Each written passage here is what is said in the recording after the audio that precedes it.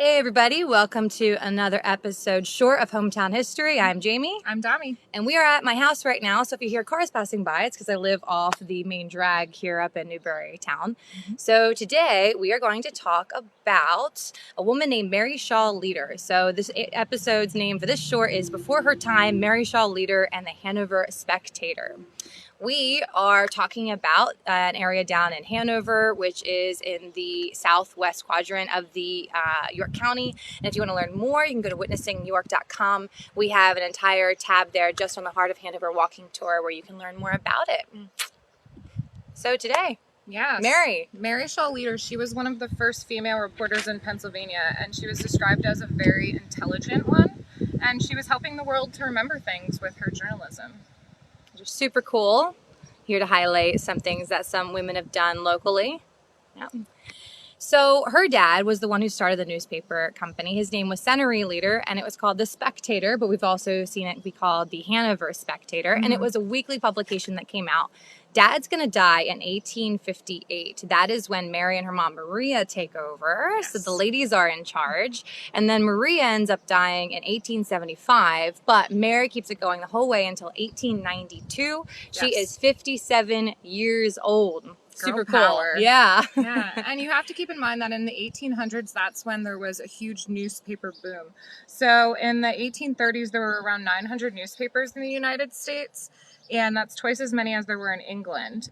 Most of them were weekly newspapers like The Spectator, but daily newspapers were growing by the mid-century, ranging in size and scope.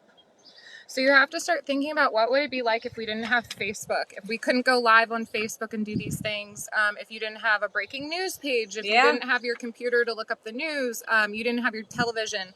So you're getting everything from the newspaper. And the newspaper had these really cool articles where they would have advertisements for lost animals, or if you needed to buy property. There's no Zillow. So I mean, you were finding out your politics, you were finding out the local gossip, you were finding out what was for sale. Basically, it was the heart of the community. I can't imagine not having a TV or a radio. Or a cell phone. I know. Or a computer. It's like the most basic forms of communication that we take for granted today. Yeah. So isolating. It is very isolating, yeah. So here are some of the things that they would have sold in the newspaper. I was able to find this on the Villanova's University archives, but they would post poems and then also short stories. So it really was, I mean, your go-to for everything in the community as well.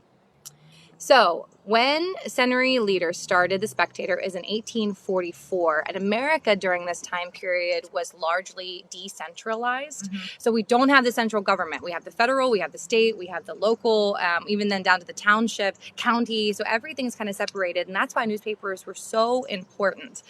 So each of these levels had their own different newspaper that would have been reporting on things. And so, of course, in the same edition of the newspaper that we're reporting on right now, here is some info on the federal level, but then also down to the local sheriff. That's like, fellow citizens, I'm running for the sheriff of York County. Like, vote for me. I mean, if it doesn't get any more local than that. That's how you got the word out. And it also makes me think about our founding fathers and the very first amendment to the Constitution. Right. And how they made sure to put in there that we have freedom of press. Thank goodness. Yeah, and so why do we have this? We have freedom of press because people are entitled to know what's going on. Right. Because, again, we didn't have, Facebook or TV or radios. The newspaper was really everything. Yeah, absolutely. Yeah. There's also, during this time period, a grow in industry and commercialization. So newspapers are going to have lots of advertisements. So, again, I found some advertisements in the newspaper like where to buy a farm. Right. Oh my gosh, 200 acres of land. I would kill for that now. I couldn't imagine. I know. I would love that. And then over on the right there, hardware and grocery store with a beautiful picture of an anvil. And then somebody lost a cow. So they were letting people know there's a stray cow around. And so if you see it, please let it know. They will be liberally rewarded for this stray cow. There was no Find Toby back then.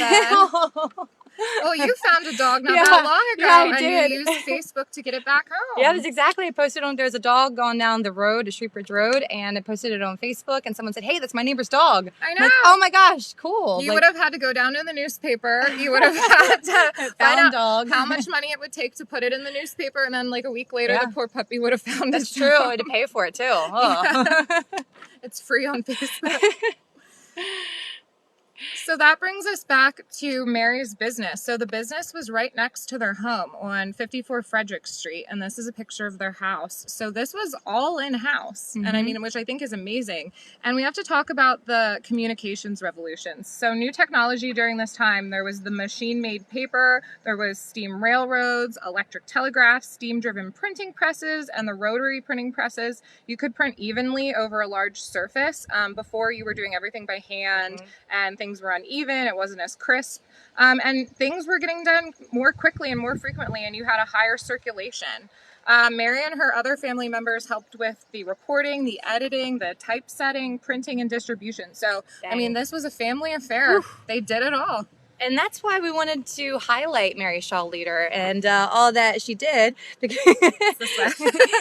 because she was a pioneer and she was a business owner, an entrepreneur. Yes. She was the editor. She was the writer. I mean, she really did it all, which is amazing. So she broke through this glass ceiling because women weren't doing this in the 1800s. I know. Yeah, I know. So there's local legend that Mary, when Lincoln was giving the Gettysburg Address, walked 14 miles from Hanover to Gettysburg and reported it longhand, and was one of the first newspapers to actually write down verbatim what Lincoln said in his 3-minute speech. That's amazing. Yeah, just pretty cool. I would do that too, Mary. I understand.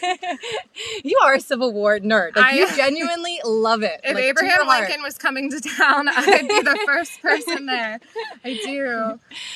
That has not been verified. We don't know if Mary Shaw Leader actually did that. Jim McClure, who is our third hometown history person, he has done a lot of research and hasn't been able to find it in the Hanover Spectator, but it's still a fun story, and maybe we can still uncover some truth going on in the future. It is, and it's a cool story, even if it didn't happen. It's nice to think that she would be that dedicated to go there and report about it.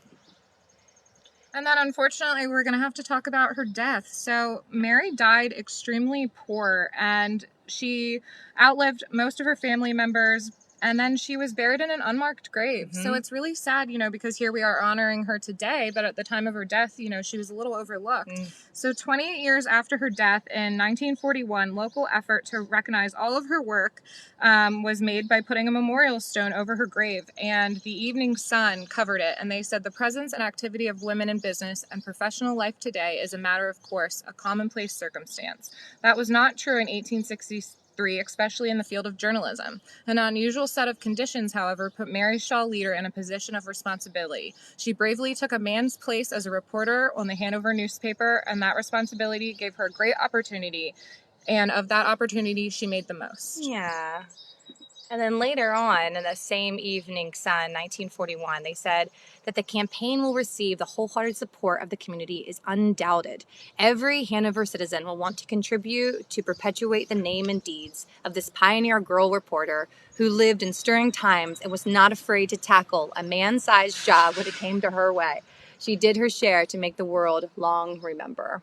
I love that. It is, and it's a shame that it happened after her death, but she finally got her flowers. Yeah. Yep. So if you want to read more about Mary and then some other cool history things that are happening down in Hanover, go to Witnessing New York. Up in the top right-hand corner, you'll see we have a tab specially for the Heart of Hanover Trail. And of course, more importantly, actually go there, walk around, see the signs. It's a really cool opportunity to engage in local history. And then tonight. Yes. I'm really excited about tonight. We're going to be talking about Agnes. It's the 50th anniversary of Agnes. So we're going to be down at the Burning Bridge Tavern in Wrightsville tonight, and we're going to start promptly at 7. And it is live in person. So come out and see us. We don't charge. Dami and I just love doing this. So please come learn more about local history. And if you can't come out and see us, we will be live on Retro York and Preserving the History of Newberry Town. Yep. Can't wait. Yeah. And if you want to learn more, go to our YouTube channel. We have lots more videos. Oh, side note. Today, 1 year ago, we filmed our first hometown history.